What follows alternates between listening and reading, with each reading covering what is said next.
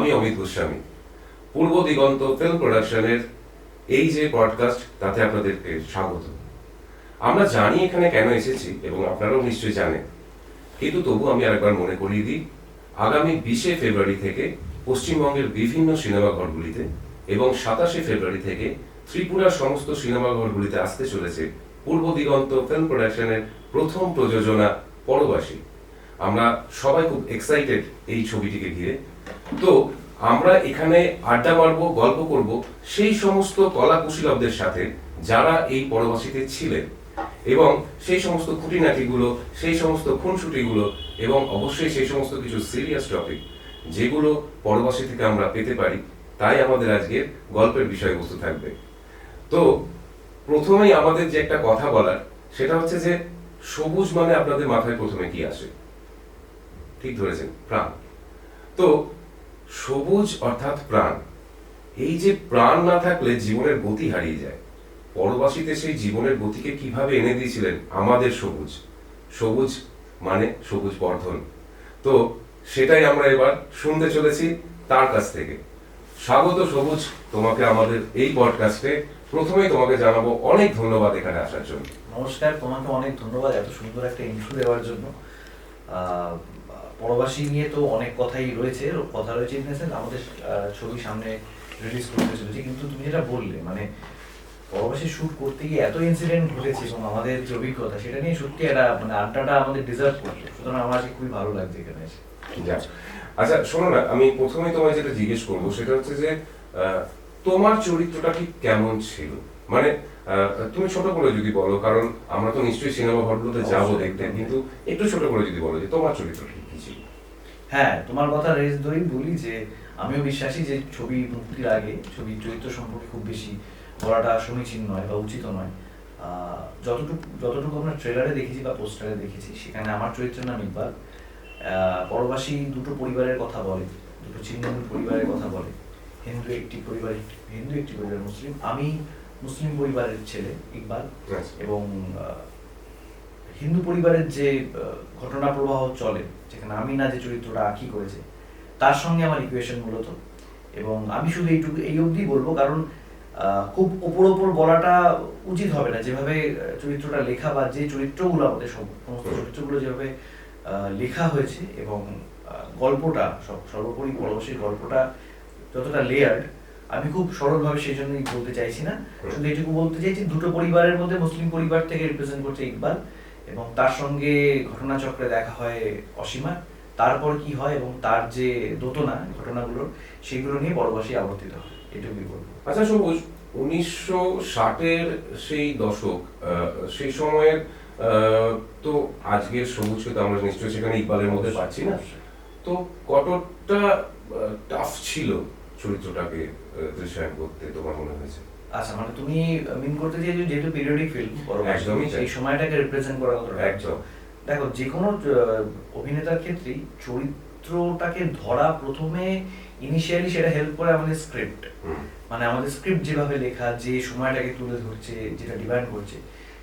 প্রথম আমার মনে হয় যে এক্ষেত্রে মানে আমি যেভাবে আমার চরিত্রকে নির্মাণ করি, প্রসেসটা বলতে পারি, সেটা ইকবালের ক্ষেত্রে, পরবাসী ইকবালের ক্ষেত্রে ব্যতিক্রম নয়। আমি পুরোপুরি প্রথমে মনের দাগ থেকে, মানে আমাদের যে পরিচালক মনের দাগ এবং অনিল কাপুর থেকে আমাদের যে প্রযোজক, যেহেতু এটা অনিল কাপুরের ব্রেন চাইল্ড গল্পটা, ওনারই লেখা, তো আমি আগে ওনার ভার্সনটা পরিষ্কারভাবে শুনে নিয়েছিলাম। উনি কিভাবে দেখেছেন, উনি কিভাবে সাজিয়েছেন, উনি কিভাবে চরিত্রগুলোকে দেখছেন, টু বি স্পেসিফিক্যালি ইকবালকে উনি কিভাবে দেখেছেন। তারপর আমি শুনেছিলাম যে মনের দাম আমাদের পরিচালক কিভাবে সেটাকে পোট্রে করতে চাইছেন। তো এই দুটো ছিল আমার সব থেকে বড় ইনপুট, যেটা আমি করে থাকি নর্মালি। আমি পরিচালক এবং লেখকদের আগে প্রাধান্য দিই। এবার যদি আমি আসি যে সেই সময় তো আমি জন্মাইনি, তাহলে সেই সময়টাকে কিভাবে আমি নিজের মধ্যে ধারণ করলাম। দেখো, সেক্ষেত্রে বলি, অভিনেতাদের কাজই তো যেটা নয় সেটাকে ফুটিয়ে তোলা। হ্যাঁ, এটা একটা প্রসেস। বিভিন্ন অভিনেতার বিভিন্ন প্রসেস রয়েছে।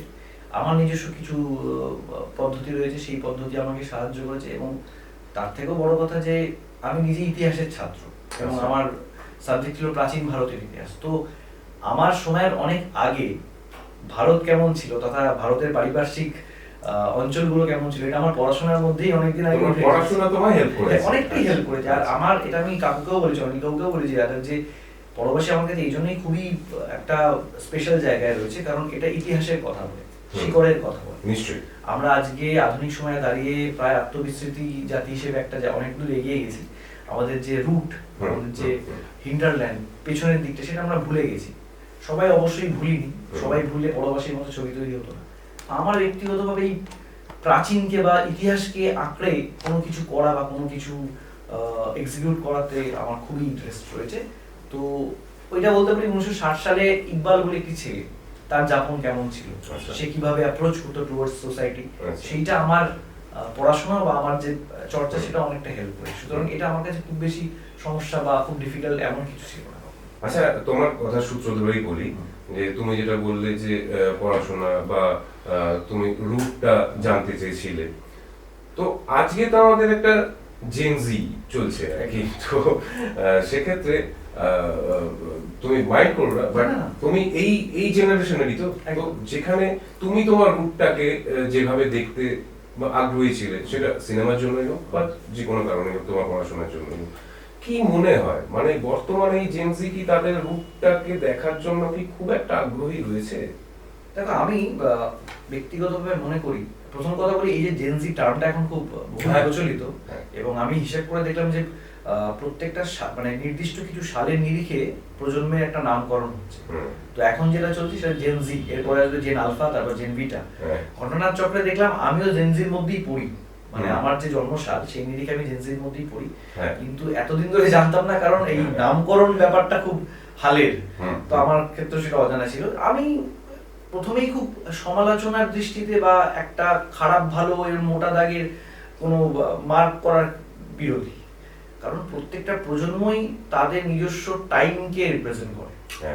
আমরা এতদিন ধরে আমরা 90s কিড বলেছি, অবশ্যই 90-এর দশক এবং বিশেষত আমি যদি বলি আমাদের প্রজন্ম অনেক কিছু সন্ধিক্ষণে দাঁড়িয়ে অনেক কিছু উইটনেসড, আমরা সোসাইটির অনেক পরিবর্তনের উইটনেস, অনেক কিছু চেঞ্জ দেখেছি আমরা। ওই কিপ্যাড ফোন থেকে মোবাইল ফোনের, সেখান থেকে স্মার্টফোন, ফোন তো ছিলই না, ফোন তো আমাদের ছোটবেলায় তো রিসিভার ফোন ছিল। সুতরাং আমি মনে করি প্রত্যেকটা মানুষ তার সময়কে যেহেতু প্রতিনিধিত্ব করে, এইবার তার মধ্যে একটা মানুষের বেড়ে ওঠা, একটা মানুষের সমাজের প্রতি অ্যাপ্রোচ, তার মধ্যে অনেক কিছু লুকিয়ে থাকে, মানে লুকিয়ে থাকে ইন তার ভেতর সে অনেক কিছু নিয়েই তো নিজেকে রিপ্রেজেন্ট করে। সুতরাং আমি কখনোই একটা আমার জায়গা থেকে দাঁড়িয়ে, ধরো তুমি সাপোজ তুমি আমার পরবর্তী প্রজন্মের কেউ, আমি তোমাকে বলে দিতে পারি না এটা ঠিক করছো না, এটা ভুল করছো। তার আপেক্ষিকতার নিরিখে, তার পার্সপেক্টিভ থেকে সে যেভাবে দেখছে, আমি তো তার জীবনটা সেভাবে দেখছি। তবে এটা ঠিক যে আমার ব্যক্তিগত অবজারভেশনের নিরিখে যদি বলি, যে এই যে তোমাকে রুটের কথা বললাম, আমরা যতটা রুটেড বিষয়টা, কারণ আমাদের সময় যৌথ পরিবারে বড় হওয়ার একটা চল ছিল। আমরা একটা পরিবার বলতে বুঝলাম বাবা মা শুধু নয়, বাবা মা, ঠাকুমা ঠাকুরদা, জ্যাঠা জেঠিমা, মামা মাসি, সবাইকে নিয়ে। তো সেইটা অবভিয়াসলি আমাদের মধ্যে একরকম ভাবে কাজ। এখন তো নিউক্লিয়ার ফ্যামিলি, এটা তো দোষ দেওয়ার কিছু নেই, তাই না? এটা তো তাদের যাপন, এটা তাদের ধরন। এটা আমি যদি একটা পরবর্তী প্রজন্মকে বলি, এর মধ্যে কোনো বড় মানে সেই পরিবারের প্রতি সেই অ্যাটাচমেন্টটা দেখছি না, সে দেখবে কি করে? তার পরিবার তো তাকে সেই দেখার সুযোগটা করে দেয়, সুযোগটা দিতে পারে। হ্যাঁ, সুতরাং আমি ওটাই বলছি, মানে আমি কোনোভাবে এইভাবে সমালোচনামূলক দৃষ্টিতে বলবো না। তারা তাদের সময়কে রিপ্রেজেন্ট করছে, আমরা আমাদের সময়কে করছি। তবে হ্যাঁ, আন্তরিকতার যেন একটু আমার মনে হয় তারা এতটাই যান্ত্রিক একটা সময়ের মধ্যে দিয়ে যাচ্ছে, ওই অ্যাটাচমেন্টটা একটু অভাব তো বোধ করি, তো সত্যি। আচ্ছা, সিনেমা জগতে তোমার মানে কিভাবে আসা, যদি একটু বলো। আমার অভিনয় জগতে আসাটাই খুবই একটা অ্যাক্সিডেন্টাল ভাবে, অ্যাক্সিডেন্টাল ইন দ্য সেন্স, কারণ আমার একেবারেই কোনো রকম পরিকল্পনা ছিল না যে পেশাগতভাবে আমি অভিনয়কে নেব। নেশাগতভাবে ছিল, পেশাগতভাবে একেবারেই ছিল না। আমার স্ট্রিমটা একদম আলাদা ছিল। আমি যেটা বললাম, আমি প্রাচীন ভারতের ইতিহাস নিয়ে কলকাতা বিশ্ববিদ্যালয় থেকে মাস্টার্স করেছি। তো আমার ওই এডুকেশনাল স্ট্রিমটাই ছিল, সেরকমই প্ল্যান প্রোগ্রাম ছিল যে অধ্যাপনার সঙ্গে যুক্ত হওয়ার। তো আমি থিয়েটার করছি 2013 সালের এন্ড থেকে, যখন আমি স্টুডেন্ট ছিলাম, মানে মাস্টার্স করছিলাম সবে। থিয়েটারটা পাশাপাশি করতাম শুধুমাত্রই নিজের অভিনয়ের যে শখ সেটাকে পূরণ করবার জন্য, মানে সেটা নিয়ে খুব বৃহত্তর জায়গায় যাওয়ার, বিশাল কিছু প্রমাণ করবার তাগিদ কোনোদিন ছিল না। আমার যিনি স্যার, আমার যে শিক্ষাগুরু সৌমেন গাঙ্গুলি, ওনার কাছে আমি 2013-তে শুরু করি, কিন্তু এই যেটা হয় করতে করতে করতে করতে একটা অদ্ভুত একটা নেশা তৈরি হচ্ছে, বুঝতে পারছি। হুম। এদিকে আমার এদিকে মানে মাস্টার্স কমপ্লিট করে এমফিল অ্যাপ্রোচ করবার কথা, তো আমি এমফিল করলাম না। আচ্ছা। কারণ সবাই জানো যে একটা সময় সাপেক্ষ ব্যাপার, হুম, এমফিল হুম। করে পিএইচডি করে তারপর ডক্টরেট উপাধি। নিশ্চয়ই। ইন দ্য মিন টাইম আমি পড়াতাম, হুম। কিছু কিছু কলেজে পার্ট টাইম পড়াতাম বা আমি নিজেও একটা ইনস্টিটিউশনে পড়াতাম। কিন্তু ওই থিয়েটার করতে করতে একটা বেশ ভালো লাগতে শুরু করলো এবং মনে হলো যে অনেকটা সময় যদি এই কাজের সঙ্গে কাটানো যায় তাহলে যেন একটা সেলফ স্যাটিসফ্যাকশন তৈরি হয়। কিন্তু ইনিশিয়ালি ভাবলি আমাদের মধ্যবিত্ত পরিবারে বাবা মায়ের একটা এক্সপেকটেশন থাকে, টিচারদের রয়েছে, সর্বোপরি নিজের একটা ইনকামের রাস্তা তৈরি করতে হবে এই সময় দাঁড়িয়ে। কারণ রিহার্সালে যাওয়ার যে ভাড়াটুকু সেটাও তখন বাবা মার তখন আমি এমফিল ছেড়ে আমি ডাব্লিউবিসিএস এর প্রিপারেশন নেওয়া শুরু করলাম। যে ওতে সময় সাপেক্ষে আমি তাড়াতাড়ি সরকারি চাকরির যদি কোনো প্রস্তুতি নেওয়া যায়, তো সেইটা একটা ঠেকনা দিলাম বাড়িতে, আমি সরকারি চাকরির পরীক্ষা নিচ্ছি, বিনিময়ে আমাকে আমার অবসরটুকু আমাকে থিয়েটার বা অভিনয় করতে দেওয়া হোক। সেটাও বেশ চলছিল। ডাব্লিউবিসিএস এর প্রিলিমিনারি একটা এক্সাম হয়, সেটা আমি অ্যাপিয়ার করি 2016 সালের কথা বলছি, ঠিক 10 বছর আগে আজকে থেকে। তো আমি প্রিলিমিনারি এক্সামটা আমি ক্র্যাক করি ফরচুনেটলি। এটা অনেকের কাছেই মানে আমার বাবা মার কাছে, মায়ের কাছে স্পেসিফিক্যালি খুব হতাশার ছিল, কারণ preliminary exam to some extent একটু কিন্তু আমার যেহেতু ওখানেও আমার ইতিহাস বা যেগুলো আমরা পড়ে এসেছি ওই সিলেবাস ওরকমই ছিল, আমার ভালো লাগতো পড়াশোনা করতে। প্রিলিমিনারি এক্সাম ক্র্যাক করার পর যেটা মেইনস এক্সাম আসে, তো ততক্ষণে আমার ওই পাগলামোর নেশাটা বেশ ভালো করেই ঝেঁকে বসেছে। আমি তখন কিন্তু এই ডাব্লিউবিসিএস এর গুরুত্বটা অতটা অনুধাবন করতে পারছি না, যে এটার পরবর্তী চাকরি জীবনটা কতটা ল্যাভিশ, বা এখানে আমি যদি সত্যি ক্র্যাক করে ফেলি কতটা একটা ভালো জীবন আমার কাছে আসবে, আমার কাছে এটা ম্যাটার করছে না। আমি সেই সময় আমাদের প্রথম থিয়েটার প্রোডাকশন স্যারের সঙ্গে সাদা কালো বলে, সেটা অলরেডি তখন মঞ্চস্থ হচ্ছে কলকাতার বিভিন্ন হলে মঞ্চে, তো সেই নেশায় মুখ। তো সেই সময় এনআইডিয়াস বলে একটি প্রযোজনা আছে, আমরা সবাই জানি, প্রসেনজিৎ চট্টোপাধ্যায়ের যে সংস্থা, সেখান থেকে একটা অডিশনের খোঁজ পেলাম, ধারাবাহিকের অডিশনের খোঁজ পেলাম। এবং সেটা খুব মজার একটা কোইন্সিডেন্স, সেটা আমাদের যে মেইনস এক্সাম পড়েছিল সেটা একই দিনে পড়েছিল। এবার আমি যে প্রিলি ক্র্যাক করেছি সেটা আমি বাড়িতে বলিও নি, লিস্টে নাম বেরিয়েছে, রোল নাম্বার দিয়ে রেখেছি, কিন্তু কারণ বলছি না, কারণ আমি কোনো এটা ব্যাপারটা কি গুরুত্ব অনুধাবনই করছি না। এবার আমার এক বন্ধু রয়েছে, সে আমাকে অডিশনের খোঁজটা দেয়, কিন্তু দেখলাম সেদিনকে এক্সাম রয়েছে। আমি দেখলাম যে বাড়িতে যেহেতু বলিনি প্রিলির কথা, তাহলে সেক্ষেত্রে আমি কোথায় যাচ্ছি, পরীক্ষা দিতে যাচ্ছি, অডিশন দিতে যাচ্ছি, সেই জিজ্ঞাসাবাদের সামনে পড়তে হবে না, আমি ওই অডিশনটা দিই, মানে মেইন এক্সামটা আমি দিতে যাইনি লাইফে। আনফরচুনেটলি অর ফরচুনেটলি সেই অডিশনটা আমি ক্র্যাক করতে পারিনি, কারণ সেই ধারাবাহিকটি পরে হয়নি, ওটা পোস্টপোন হয়ে যায়, এদিকে পরীক্ষাও দেওয়া হলো না। সেই সময় দাঁড়িয়ে আমার প্রচন্ড মানে খুব স্বাভাবিক, তারপরে খুব একটা সংশয় ছিল যে কাজটা কি ঠিক করলাম। কিন্তু সময়ের সাথে সাথে আমি যত আরো আমার থিয়েটারের শো বেড়েছে, রজনীকান্ত বলে একটি নাটক আমি করতাম, বা সেটা কলকাতায় খুব হিট হয়েছিল নাটকটা, মানে আমি প্রোটাগনিস্টের রোলটা করতাম। সেই নাটকের উত্তরোত্তর শো বৃদ্ধি পেতে থাকলো, বহু মানুষ তাদের ফিডব্যাক জানাতে থাকলো, তখন আমি আস্তে আস্তে প্রিভিয়াসটা ভুলে গেলাম, মানে ওই যে মেন এক্সামটা দিতে যাইনি। তারপর মাঝে আমি একটা ছোট চাকরিও জয়েন করেছিলাম। চাকরিতে জয়েন করার পর আমি বুঝলাম যে এইখানে আমি সার্ভাইভ করতে পারবো না, আমি অ্যাক্টিংটাই করতে পারবো। দেন বাড়িতে কনভিন্স করা যে আমাকে একটা বছর সময় দাও, তখন যদি ফেল করি তোমরা যা বলো আমি তাই করবো। একটা বছর সময় নিই, ফরচুনেটলি আর ফিরে যেতে হয়নি। এটা 2020 অনওয়ার্ডস কথা বলছি, পোস্ট কোভিড প্রথম আমার যে সিরিজ বেরিয়েছিল, সেইখান থেকে এখন তো চলছে। সেই একটা বছর মানে চ্যালেঞ্জটা নিজের সাথে একটা বিশাল ডিফিকাল্ট টাইম, মানে মানসিক দ্বন্দ্বটা অনেক বেশি ছিল।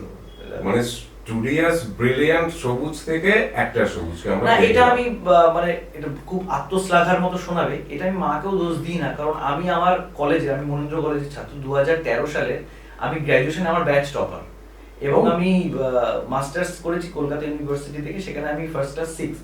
সুতরাং খুব স্বাভাবিকভাবে পড়ে অনেকটা অনুধাবন করেছি। যে কোনো বাবা মার ক্ষেত্রেই এই জায়গা থেকে দুম করে যদি আমি ওই লাইনটা সিলেক্ট করে, আর অভিনয় জীবন মানে প্রচন্ড অনিশ্চিত একটা জীবন, সেটা আমরা সবাই জানি, সেখানে শিফট করে গেলাম।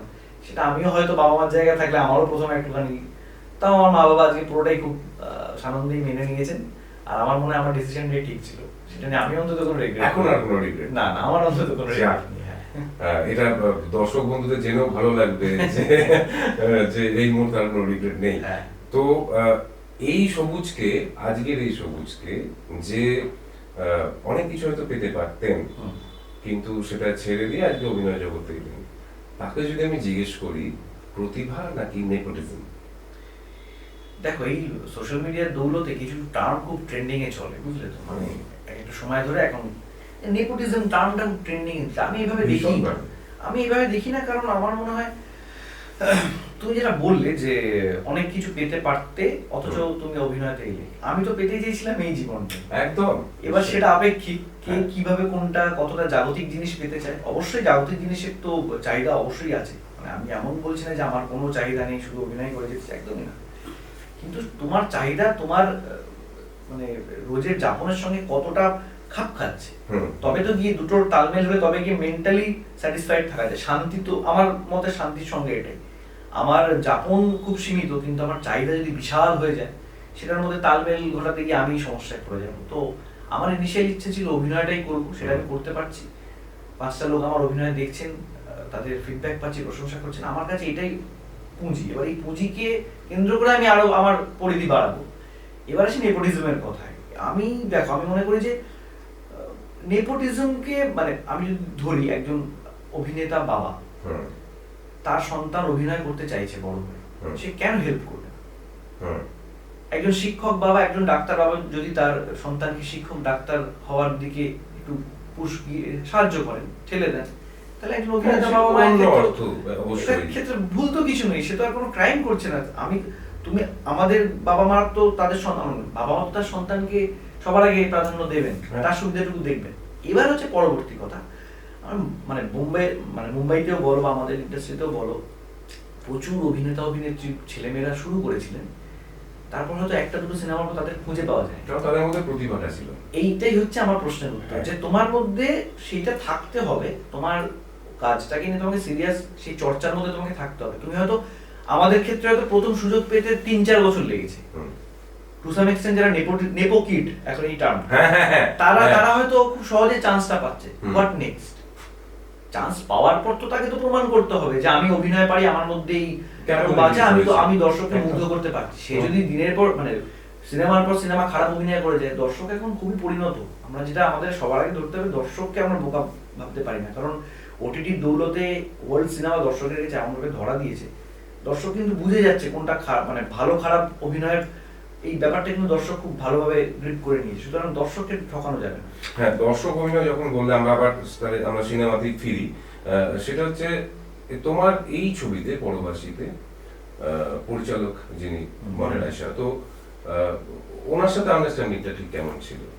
মনের দা কেন, পুরো টিমটার সঙ্গে আমার প্রথম কাজ, আচ্ছা। অনিল কাকুর সঙ্গে প্রথম পরিচয়, পরবাসী দৌলতের পুরো টিমটার সঙ্গে। আচ্ছা। লোকাদা, মানে যারা অভিনয় করেছি, লোকাদা, কিঞ্জল দা, সাথীদি, এদেরকে আমরা ব্যক্তিগত পারস্পরিক চেনা ছিল কলকাতার কাজ করার দেখে, কিন্তু আমি এটা আসতামও পরে। কিন্তু মনের দা বলো, অনিল কাকু বলো, মানে আমরা একদম ওই ফিলটা পাইনি যে আমরা প্রথমবার, আমি বলতে চাই আমি প্রথমবার ত্রিপুরা গেলাম পরবাসী দৌলত। আচ্ছা। হ্যাঁ, কলকাতা থেকে ত্রিপুরা প্রথমবার গেলাম। আচ্ছা। পুরো ইউনিটটাই এত আন্তরিক, মানে দেখো আমরা যখন যে ছবি কাজ করি, প্রচার করি, তখন সেই ছবি সংক্রান্ত সবকিছু আমরা ভালো বলি। আমি একদম ওই টোনে বলছি না, আমি একদম মিন করে বলছি যে আমাদের এই যে ইউনিটটা এত ডিফিকাল্টিসের মধ্যে আমরা শুট করেছি, সেইটা ওইখানকার মানুষজনের ওই মানে সহযোগিতা ছাড়া একদম অসম্ভব ছিল। আর আমার পরিচালক মনের দা, আমার প্রযোজক অনিল কাকু, এনারা তো মানে একদম আমরা নিজেদের মতো করে, মানে একদম ঘরোয়া ভাবে আমরা শুটটা করেছি। সেখানে সত্যি ফ্যামিলি হয়ে গেছে, মানে লিটারালি আই মিন ইট। কারণ ওখানে মনের দা কোনো দিনই মনে হয়নি যে মনের দা মুম্বাইতে কাজ করেছেন এতদিন ধরে, সেখান থেকে এসে পরিচালনা করছেন আমাদের পরিচালক হিসেবে, কোনো সেরকম আমি ওনার থেকে সেই ভাইব পাইনি। কাকু যে প্রডিউসার, সেখান থেকেও কোনো ভাইব পাইনি। সুতরাং আমরা খুব আনন্দে কাজটা করেছি। আমাদের একটা ট্রিপ ছিল দাদা পরবাসীতে। হ্যাঁ, আমরা ঘুরতে গেছিলাম, মাঝে শুট করছিলাম। একেবারে তোমার যে এই যে আর কি ধরো, তো সেখানে তুমি ইতিহাসের ছাত্র, খুব স্বাভাবিক তুমি দেশভাগকে পড়েছো, কিন্তু আমার যেটা মনে হলো তোমার কথা শুনে, সেখানে তুমি পরবাসীতে হয়তো দেশভাগকে দেখেছো, তো সেই জায়গা থেকে এমন বিশেষ কোনো দৃশ্য যা তোমাকে সারা জীবন হয়তো নাড়া দিতে পারে? বিশেষ দৃশ্য একটা সিন আমরা করেছিলাম, সেটা আমি জানি না কতটা এখনো রিভিল করা ঠিক হবে কিনা, কারণ আমি এটা কলকাতা ফিল্ম ফেস্টিভ্যালে যখন ছবিটা দেখলাম, আমার মনে হয়েছিল যে এটা বড় পর্দায় কলকাতার রিলিজ হোক, প্রচুর মানুষ গিয়ে দেখুক, নট অনলি যে আমি এটা অভিনয় করেছি বলে। আমার কাজটা মনে হয় মানুষের দেখার দরকার। একটা দৃশ্য ছিল যেটা মানে যার মেজাজটা বিচ্ছেদেরই আর কি, যে সিনে আমি ছিলাম, কিঞ্জলদা ছিল, আঁকি ছিল, লোকাদা, আমরা সবাই ছিলাম। সেই বিশেষত যে দৃশ্যটা, যে একটা পরিবারের ভেতরকার যে নারীর টান যেটাকে আমরা বলি, সেটা থাকা সত্ত্বেও তৎকালীন যে সামাজিক পরিস্থিতি বা সমাজে মানুষ, দুটো ভিন্ন ধর্মের মানুষের মধ্যে যে প্রভেদ গড়ে তুলেছিল, সেইটাকে আমরা ওই ছবি, ওই যে সিনটার কথা বলছি, দৃশ্যের কথা বলছি, সেটাকে আমরা ফুটিয়ে তুলেছিলাম। এবং সেইটা করতে গিয়ে সেখানে আমার খুব বেশি সংলাপ ছিল না নির্দিষ্ট ওই দৃশ্যে, কিন্তু আমার খুব ফিল হয়েছে। আমি পরে কিঞ্জলদাকে বলেছিলাম মানে রেজোনেন্সটা নিয়ে, যে মানে আমরা হয়তো অভিনেতারা এই সিনটা এতদিন পর করছি, মানে সেটাকে রিক্রিয়েট করছি, কিন্তু যারা সত্যি এটার মধ্যে দিয়ে গেছিল, আমি হুমায়ুন আহমেদের একটা দারুণ উপন্যাস আছে মুক্তিযুদ্ধের চিঠি বলে, তুমি যদি ওইগুলো পড়ো, মানে সেই সময় যা গেছে ওই মানুষগুলোর মধ্যে থেকে, সেইটা আমি মানে পরবর্তী আগে পড়েছিলাম ওই ব্যাপারটাকে ফিল করবার জন্য। কিছুই না, মানে আমরা তো অনেক জিনিসের মধ্যে দিয়ে যাই, দুম করে গিয়ে একটা শুট করে ফেললাম, পরবর্তী যেটা প্রিপারেশন দিক থেকে পরবর্তী এটা ডিমান্ড করে না, মানে এমন একটা সময়কে আমরা তখন ওই দৃশ্যটা করার ক্ষেত্রে আমার মনে হয়েছিল যে আমরা তো অভিনয় করছি, যারা সত্যি যাদের সঙ্গে ঘটেছিল ঘটনাগুলো, তারা কি কি জিনিস দেখে যাবে, তারা আমরা ছিটে পড়াও সেটা ফিল করতে পারবো না। একদমই। তো আমাদের এটা জানতে গেলে, বুঝতে গেলে তো বড়বাসীকে দেখতেই হবে। একদম। শেষে একটা কথা বলবো, সেটা হচ্ছে দর্শকদেরকে কি বলবে? দর্শকদের অতিরিক্ত কিচ্ছু বলবো না, শুধু বলবো 20 তারিখ 20 ফেব্রুয়ারি কলকাতায় রিলিজ করতে চলেছে বড়বাসী। দেখুন, ভালো কাজ খারাপ কাজ এটা নিয়ে খুব কচকচানি আমরা শুনি, ভালো কাজ হচ্ছে না, ভালো কাজ হচ্ছে না, খারাপ কাজ হচ্ছে না। আমি বলবো যে শুধুমাত্র বাহ্যিক আড়ম্বর বা বাহ্যিক ঝাঁ চকচকে প্রোডাকশন হাউস কতটা কি আমাদের প্রচার হচ্ছে ছবি, এগুলো তো ম্যাটার করে, কিন্তু পরবাসীর মতো কাজ আমি একজন দর্শক হিসেবে যদি দেখি, কারণ আমি নন্দনে যখন দেখানো হয়েছিল আমি দেখেছিলাম, স্ক্রিনিংয়ে গেছিলাম, আমি বলবো আপনারা ছবিটা দেখুন, মানে কতটা ভালো হলো, বক্স অফিসে কি রেজাল্ট করবে, এইসব দ্বন্দ্ব মাথা থেকে সরিয়ে জাস্ট দেখুন। তারপর তো ভালো মন্দে আলোচনার জন্য তো আমাদের এন্ড থেকে দরজা খোলাই রয়েছে, আমরা সমস্ত কিছু স্বাগত করবো। এটা ত্রিপুরাতেও রিলিজ হতে চলেছে 27 ফেব্রুয়ারি। আমি বলবো ছবিটা দেখুন এই কারণে, কারণ আমরা বর্তমানে করে অস্থির সময় দাঁড়িয়ে রয়েছি। আমরা যে এখন রাজনৈতিক বলো বা সামাজিক বলো, একটা টালমাটাল একটা সিচুয়েশন, মানুষের সহ্য শক্তি কমে যাচ্ছে, মানুষের প্রতি সহমর্মিতা জায়গাটা নষ্ট হয়ে যাচ্ছে। সেইখান থেকে দাঁড়িয়ে পরবাসীর মতো গল্প, এবং সেটাকে ফাইনালি সিনেমায় রূপান্তরিত করা হয়েছে, এটা আপনারা দেখুন। আমার আবেদন এটাই থাকবে, শুধু আপনারা ইনিশিয়ালি গিয়ে হলের ছবিটা দেখুন, আর হলে অবশ্যই বড় পর্দায় দেখুন, কারণ বড় পর্দার পরের যে অপেক্ষা সেটার মধ্যে অনেক অপভ্রংশ চলে আসে। আমি বলবো আপনারা বড়বাসীকে, আর একটা কথা বলতে চাই, জয়েশ দা যে আমাদের ডিওপি করেছে, অসাধারণ কাজ করেছে। মানে আমি যদি বলি বড়বাসী গল্পের নিরিখে বাদ দিন, অভিনয়ের নিরিখে বাদ দিন, যদি শুধু সিনিক বিউটির দিক থেকে যদি দেখো দেখতে কেমন লাগছে, সেটাও খুব ভালো হয়েছে, খুবই সুন্দর কাজ হয়েছে। মানে আমি অভিনয় করে খুবই স্যাটিসফাইড। এবার নিজের ছবি সম্পর্কে নিজের আত্মপ্রচারটা বেশি আপনাদের কাছে লাগতেই পারে, কোনো সমস্যা নেই। 20 ফেব্রুয়ারি কলকাতায় রিলিজ করছে, আগে গিয়ে আপনার হলে গিয়ে দেখুন, বাকি কথা পড়া হবে। আমি এটাই শুধু বলতে চাই। একদম। অনেক ধন্যবাদ সবুজ এখানে আসার জন্য। তাহলে আমরা দেখতে চলেছি, অবশ্যই সবুজের কথা সূত্র ধরেই বলি যে আমাদের যদি সেই সিনিক বিউটি দেখতেই হয় বা জানতে হয় যে সত্যি দেশভাগের সময় কি হয়েছিল, সেই যদি ফিলিংসটা আমাদের মধ্যে পেতে হয়, তাহলে আমাদের যেতে হবে 20 ফেব্রুয়ারি কলকাতার হলগুলিতে, এবং তার সাথে 27 ফেব্রুয়ারি ত্রিপুরার হলগুলিতে। অবশ্যই আপনারা যাবেন, আমি তো অবশ্যই ভীষণভাবে আমি এক্সাইটেড, আশা করি আপনারাও এক্সাইটেড। আমরা খুব তাড়াতাড়ি তাহলে দেখতে চলেছি পরবাসী। কিন্তু তার আগে একটা কথা, সেটা হচ্ছে যে আমাদের এই যে পডকাস্টগুলি, সেটি আমাদের পূর্ব দিগন্ত ফিল্ম প্রোডাকশনের যে আমাদের চ্যানেলগুলি রয়েছে, অর্থাৎ ইউটিউব চ্যানেল এবং ফেসবুক চ্যানেল, তো সেই ফেসবুকে গিয়ে আপনারা অবশ্যই লাইক বা কমেন্ট নিশ্চয়ই করবেন। ভালো মন্দ যে ধরনের কমেন্ট আপনারা করতে পারেন, আর অবশ্যই কিন্তু আমাদের ইউটিউব চ্যানেলটিকে সাবস্ক্রাইব করে দেবেন। ভালো থাকবেন সবাই, ধন্যবাদ, নমস্কার।